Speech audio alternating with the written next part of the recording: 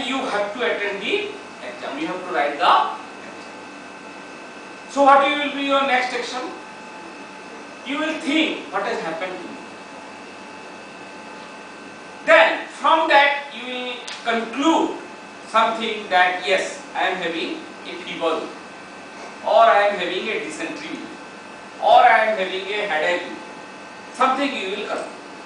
Suppose you conclude that you are having a fever. Then what you will do?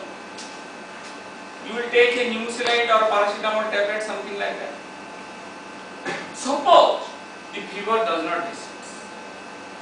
Then what you will do? You will visit to a doctor. You will take the advice. When you visit to the doctor, he will ask you some questions. What has happened? What type of fever it is? Means the fever is 104 degrees centigrade or 102 degrees centigrade. Are you having shivering with you? Are you having this type of problem, that type of problem? Like that he will ask a number of questions. And based on these questions, he will conclude that suppose you are having malaria. Then based on that, he will give you a medicine. Okay?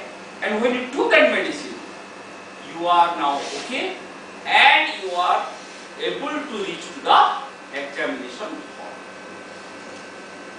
So this procedure, if you analyze, is nothing but implementation of your intelligence into real action. Okay? Now, my question is, why do you do all these things? You would have been very happy by sleeping in your home. But because there is an examination, you took all these steps. Okay? So, you are fixed with a goal that I have to reach to this goal.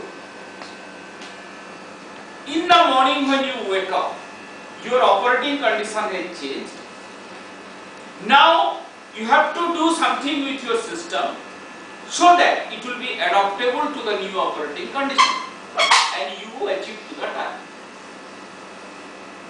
So this is called as intelligent systems, means which is adaptable to operating condition. Any engineering plant, anywhere you go, this change in operating condition always occurs. Today or at this moment, if you are operating at a power level of 1000 megawatts, next time you may operate at a power level of 1010 megawatts. Next time it may become 900 something. So it is always a variable.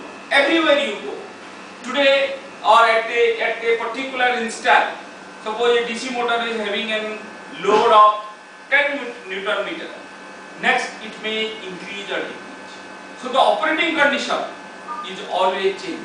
Voltage is fluctuating, frequency is changing, current is changing, power is changing, everything is changing. So when you are designing anything, we always design at a specific assumed condition. But that assumed condition is not in real life value. It is always changing. No doubt it may be the nominal one, but it cannot be the fixed operating scenario. So what we have to do? We have to adapt our thing according to the change in operating condition. And that is called as intelligent systems. Just like we took our own decision to change the adaptable parameter of our body. Body as a system.